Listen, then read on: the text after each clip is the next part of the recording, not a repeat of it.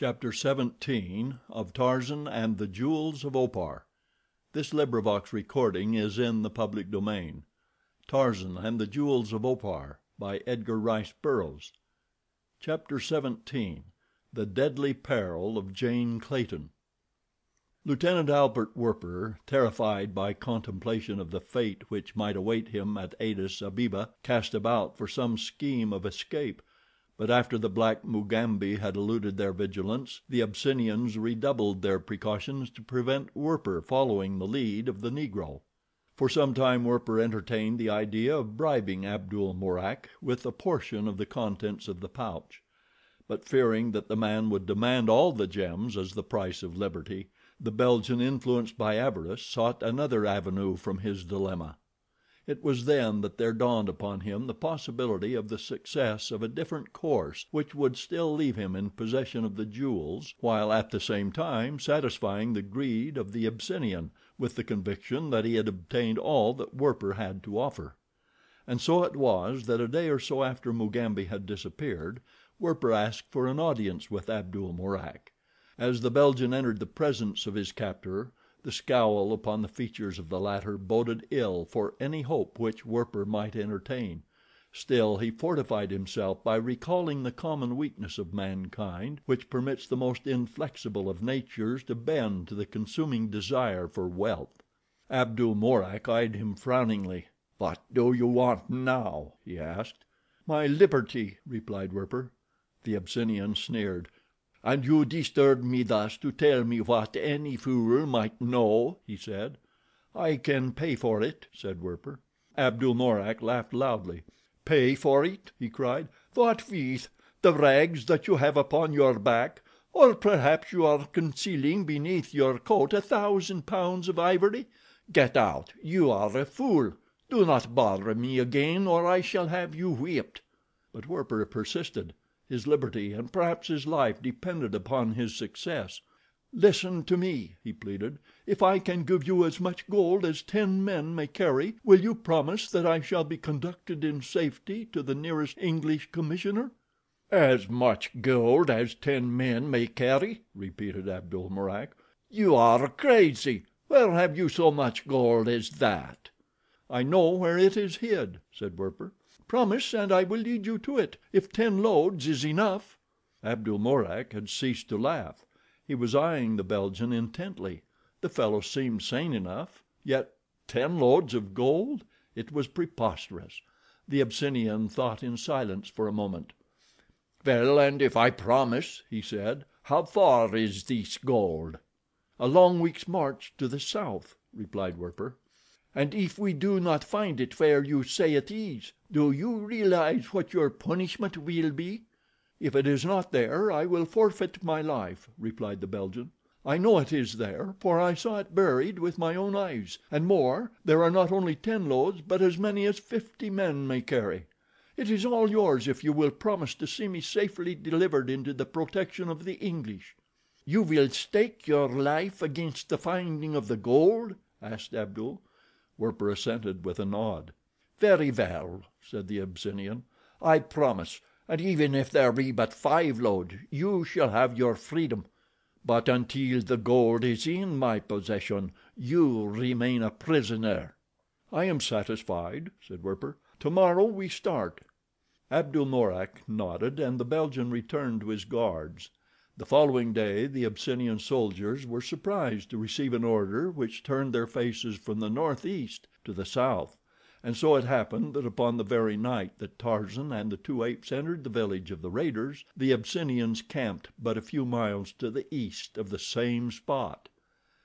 While Werper dreamed of freedom and the unmolested enjoyment of the fortune in his stolen pouch, and Abdul Mourak lay awake in greedy contemplation of the 50 loads of gold which lay but a few days farther to the south of him, Achmet Zek gave orders to his lieutenants that they should prepare a force of fighting men and carriers to proceed to the ruins of the Englishman's douar on the morrow and bring back the fabulous fortune which his renegade lieutenant had told him was buried there. And as he delivered his instructions to those within, a silent listener crouched without his tent, waiting for the time when he might enter in safety and prosecute his search for the missing pouch and the pretty pebbles that had caught his fancy.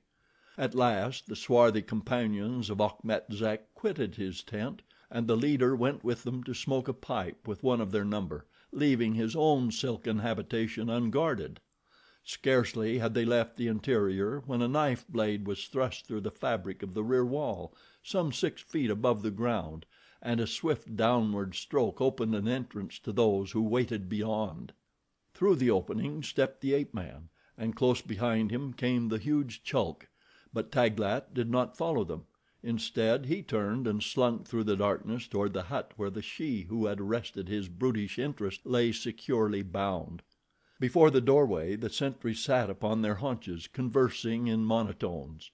Within, the young woman lay upon a filthy sleeping mat, resigned, through utter hopelessness, to whatever fate lay in store for her, until the opportunity arrived which would permit her to free herself by the only means which now seemed even remotely possible—the hitherto detested act of self-destruction.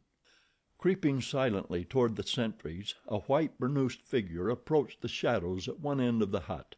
The meager intellect of the creature denied it the advantage it might have taken of its disguise. Where it could have walked boldly to the very sides of the sentries, it chose rather to sneak upon them, unseen, from the rear. It came to the corner of the hut and peered around.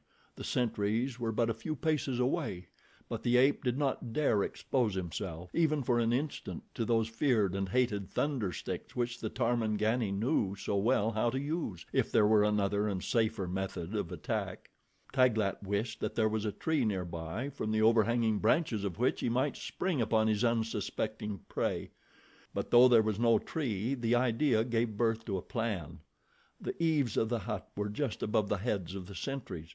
From them he could leap upon the Tarmangani unseen. A quick snap of those mighty jaws would dispose of one of them before the other realized that they were attacked, and the second would fall an easy prey to the strength, agility, and ferocity of a second quick charge.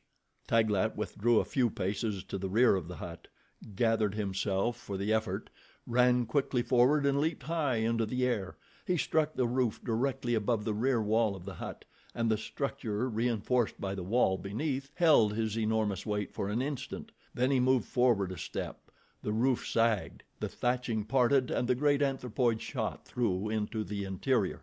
The sentries, hearing the crashing of the roof poles, leaped to their feet and rushed into the hut. Jane Clayton tried to roll aside as the great form lit upon the floor so close to her that one foot pinned her clothing to the ground. The ape, feeling the movement beside him, reached down and gathered the girl in the hollow of one mighty arm. The burnoose covered the hairy body so that Jane Clayton believed that a human arm supported her, and from the extremity of hopelessness a great hope sprang into her breast that at last she was in the keeping of a rescuer. The two sentries were now within the hut, but hesitating because of doubt as to the nature of the cause of the disturbance. Their eyes, not yet accustomed to the darkness of the interior, told them nothing, nor did they hear any sound, for the ape stood silently awaiting their attack. Seeing that they stood without advancing, and realizing that, handicapped as he was by the weight of the she, he could put up but a poor battle, Taglat elected to risk a sudden break for liberty. Lowering his head, he charged straight for the two sentries who blocked the doorway. The impact of his mighty shoulders bowled them over upon their backs, and before they could scramble to their feet the ape was gone, darting in the shadows of the huts toward the palisade at the far end of the village.